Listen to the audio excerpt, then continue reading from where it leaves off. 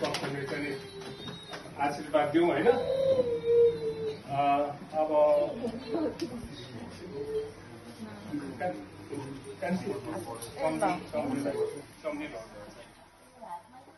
हातमा दिँदा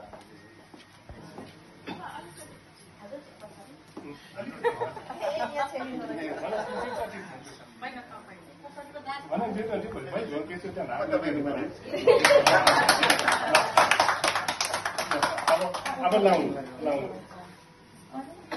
अनि किन नपाए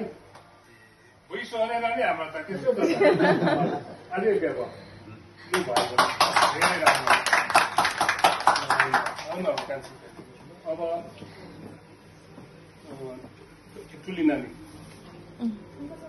सासु ससुरालाई ढोक्नु पर्यो होइन। हामी यसो गरौँ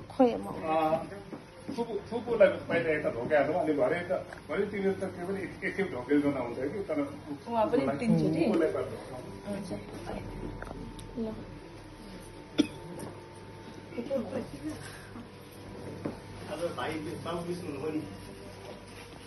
मलाई भन्नुभएको ए उहाँको काम पर्यो कि आज फेरि त्यही त नि होइन भने त आउनु मिल्थ्यो। पछाडि हेरे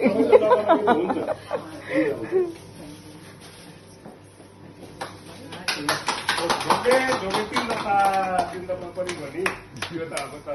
अहिले धान दुखेर पनि आजको लागि आयो भन्नु सम्झिँदा चाहिँ हातमा दिनु हातमा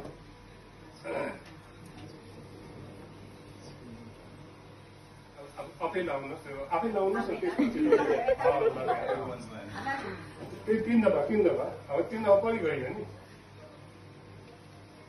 ल अब मेरो पो पाले आएछ